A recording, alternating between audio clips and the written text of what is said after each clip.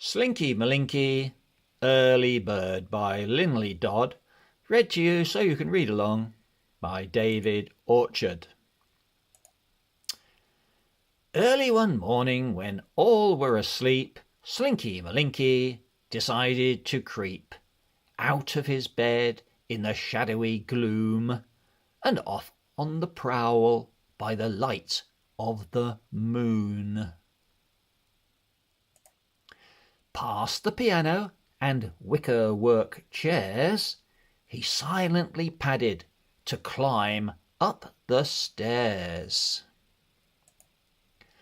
"Row," he said, as he slipped through each door to wake up the family. 1, 2, 3, 4.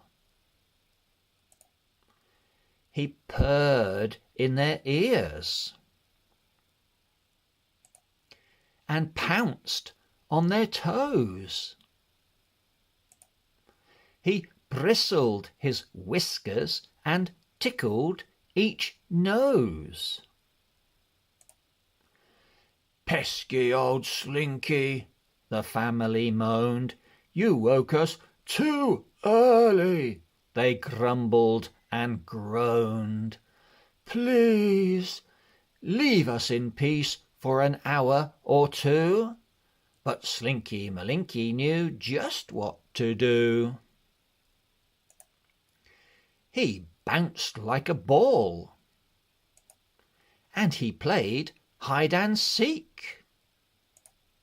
He sang yowly songs, and he smooched every cheek. He tipped over lamps, and he sat on their heads until he had pestered them out of their beds.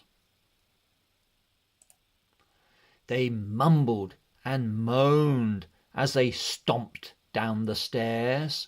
They grumbled and groaned as they flopped into chairs. "We wanted some peace for an hour or two." But Slinky Malinki knew just what to do. He patiently waited, then turning instead, Slinky Malinki went straight back to bed.